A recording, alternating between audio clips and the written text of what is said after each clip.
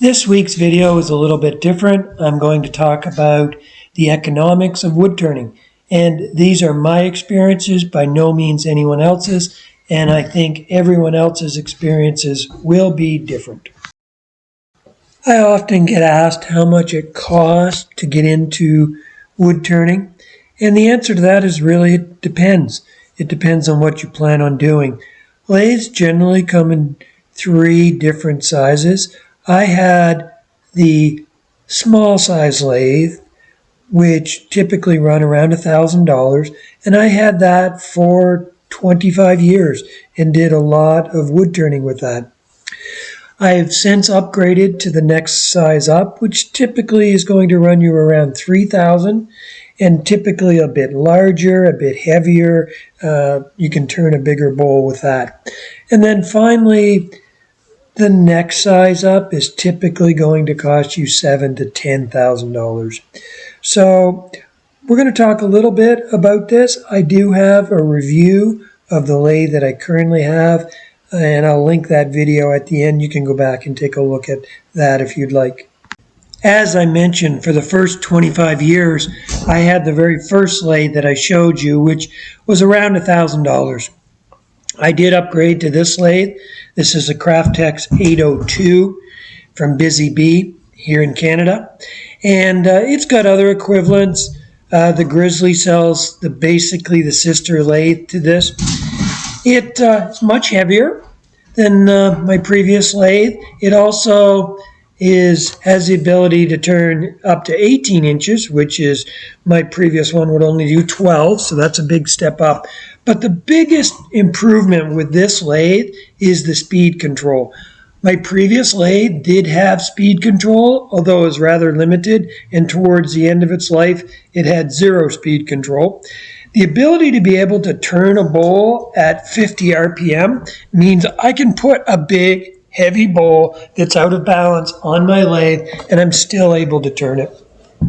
So this lathe, as you can see from the calculator up in the corner, cost me around $3,000, and I think well worth my investment. Now, over the years, I've accumulated a number of gouges and skews and scrapers. So let's start off with this one here. This is a gouge. You can see the shape of it. This is my go-to tool. That's a bowl gouge. That gouge alone, $150. This one, also around that same price. This is a roughing gouge. Start off with a very out of round bowl. You'd use this. Now these are brand name tools. I'll talk about that in a moment. But this gouge here, 5/8, is the most important tool you'll have. If you only get 2 tools, get a bowl gouge and get some carbide scrapers. We'll talk about those in a moment. If you're going to go with just traditional tools, then you'd use a gouge, and then you would use also a scraper. Now this is a skew chisel. This is for, depending on what you're doing, this would be more for spindle work, pin turning, that sort of thing. But if you're going to focus primarily on bowls, then a gouge is going to be your go-to every time. Now I have a number of tools here. I actually have a negative rake scraper, which I made. I had a handle of another tool that was worn out, so I made a negative rake scraper. This was a file, and I just ground it down and created my own negative rake scraper. Also a great tool for getting a finishing cut on bowls. I've got some parting tools. I have an assortment of parting tools. These tools here, these ones, I actually bought used, actually including these ones, I bought used. And if you look around, you can find some good tools. These are not ones I use every day, and they're still good quality tools. Pay attention when you're buying used ones. Make sure they're not Canadian Tire variety, but that they're good. They were good turning steel in the first place, which these were. I got those for, I think all of these for $150, which turned out to be a good deal. So that's my traditional tools. So, I mean, to go out and buy these all together, there's probably close to $1,000 worth of tools here alone. Now, I also have carbide tools. Now, I have a few different carbide tools. Here's my diamond cut carbide tool. You can see this on a long handle with an extension. This came in a kit with a square, a round, and I also bought a special one for beading. This was not expensive. I think this was $100 for the kit, which gives you all the carbide that you'd ever need. The good thing about the carbide is the carbide tool bits themselves are replaceable. So when you go through those, you just throw them away and get a new one. So that's the good news about those. They come like this, they're all replaceable. So you don't need to spend a lot of money on carbide. Like I said, this was $100 and it was purchased on Wish. You're going to wait a little bit longer to get it, obviously, but there's nothing wrong with this as a carbide tool. If I wanted to, now there's 2 set screws here, and I can put either one, any of those in the handle. I could make my own custom handles for this, same as this. I could make a custom handle. Actually, I said that this was a one I repurposed. This is actually one I made now that I look at it. So it's got a brass ferrule on the end here, and it's just a piece of maple that I had. So I could make custom handles for each of my carbide tools, and that'd be no different than what you'd purchase. So carbide, definitely a cheaper option to get into, and a good tool for beginners to learn with. So there's a $150 worth there. So again, close to $1,000 worth of tools, and they are consumable. My bowl gouge, which is my go-to tool that I use all the time, as you sharpen that, that is going to consume material, and this will get shorter and shorter. Here's my 1/2-inch bowl gouge, which I used for many years, and you can see that there's not much left to it. I've stopped using it. I mean, this started out same length as this, and I'm now down to no more flute left. So that's as far as I can go on that. The good news is, as I mentioned, I could take this off and reuse this handle. I could put a carbide in this, or I could put another tool in this. Definitely save the handles, but this would have been $100 at one point. But this one served me for many years. So it is consumable, but it takes a while to go through them. Let's talk about sharpening.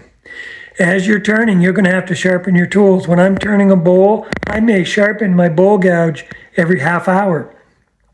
So depending on the wood, sometimes could be more frequently than that.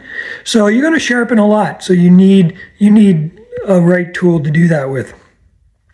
I have a sharpening jig here, and what that does is it allows me to maintain a consistent bevel, because one thing you don't want to do is be changing your bevel because you're going to be wasting material. The other thing that I've done is I have a CBN wheel on here. And initially I just had a wheel like this, a standard wheel. They will grind a lot of material off. This one removes very little. This wheel never doesn't wear down. It'll last many, many years and remain flat. So otherwise those grinder wheels are also consumable. So for my bowl gouge, I do have the jig, so that can go in here, and it allows me to rotate, and I can maintain the same angle every time because I set the depth of my bowl gouge in this jig so that it's the same length every time, so that I'm minimizing the amount of material that I'm removing.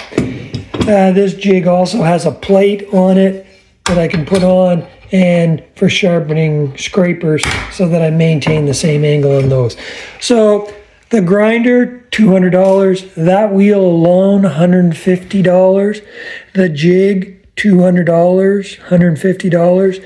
So it's going to take you a little bit well worth it to have the jigs and to have the proper grinding wheel. You're going to save it when it comes to your tools if you're doing a lot of turning. Not all my jigs are expensive. This is a steady rest. So this is used for if you have a deep turning like a vase that's a long ways away from your chuck, then you can use this steady rest. This is homemade. Actually, a friend of mine made this for me. So it's just rollerblade wheels on here. These slide back and forth so you can adjust the opening size. So when you have a long piece, you put it through there and then tighten these wheels up so that it won't, as it turns, start to wobble. Let's talk about chucks. Chucks are a nice thing to have, not 100% required. I know some turners that just use a faceplate and use a glue block. And I use a glue block at times, but a chuck is a nice thing to have. I have two. It's good to have two. I started with this one. This one would have been $200, but it lasted me a long time. I upgraded last year to this one, which was $300. It's deeper, it's bigger around, it's heavier. It will turn a bigger bowl. When I got a bigger lathe, I wanted a bigger chuck to be able to support the bigger bowl. So those two chucks, $300 for this one, $200 for this one, so that's another $500. The next part of the equation is revenue. Revenue is very subjective or personal. Myself, I do not do craft shows. I only sell the occasional bowl. I usually turn one a week. I sell it through word of mouth, occasionally on Facebook Marketplace. So my revenue is a little bit lower than those that would do craft shows. If I were to do craft shows, I could probably do what I do in a season, I might be able to do in a successful show. Again, so the revenue side of the equation really depends on how much you turn and how much work you put into selling it. In the last year and a half since I bought my new lathe, my revenue has been $2,800. The other side of the revenue equation is pricing. Again, it's a very specific thing, depends on your market, where you're at. For example, I sold this bowl for $125. This same bowl I see on Etsy should sell for at least $300. But again, this depends on your market, where you're at, and where you're trying to sell it.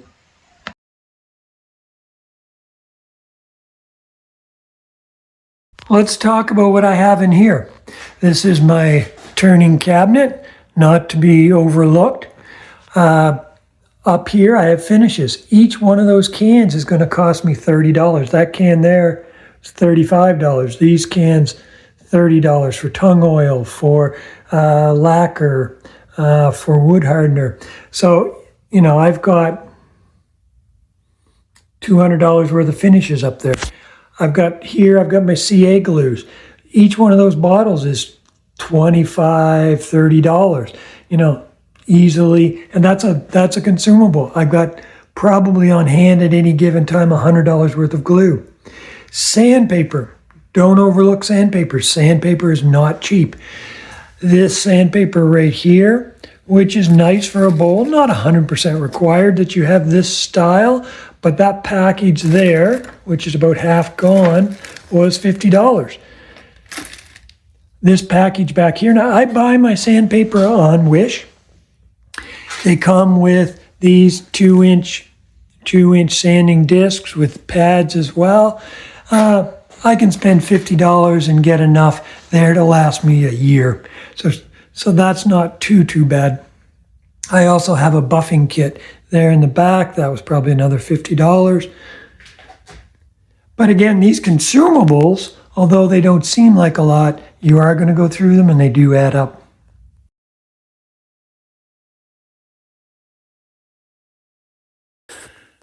Another thing not to overlook, safety devices. I always wear eye protection.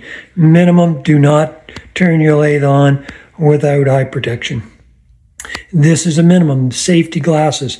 I also have a shield, and I've talked about this on my channel before, but I sometimes will use this when I've got bark that's flying off, a lot of pieces, or if I'm turning epoxy in the beginning when it's coming off with small shards. So that's $50 to $80. Now, if you got a respirator type, which is supplied air, which I do not have, you're going to spend $300 to $500 for that. This is just eye protection. It's not air supply. I will talk about these, hearing protection. I often had, early on, I just had a regular set of earmuffs, and quite often what would happen, I'd come into my shop, I'd go to do something, I wouldn't be wearing them, and I would just start working and then realize I'd forgotten them. I think one of the best investments I made, instead of paying $30 for these, I bought a pair of Bluetooth ones, which cost me $100, but they allow me to listen to music. So what I tend to do now is I'll come into my shop, put those on and leave them on because that's also the source of my music. But then when I go to use that noisemaker, then at least I'm already wearing it.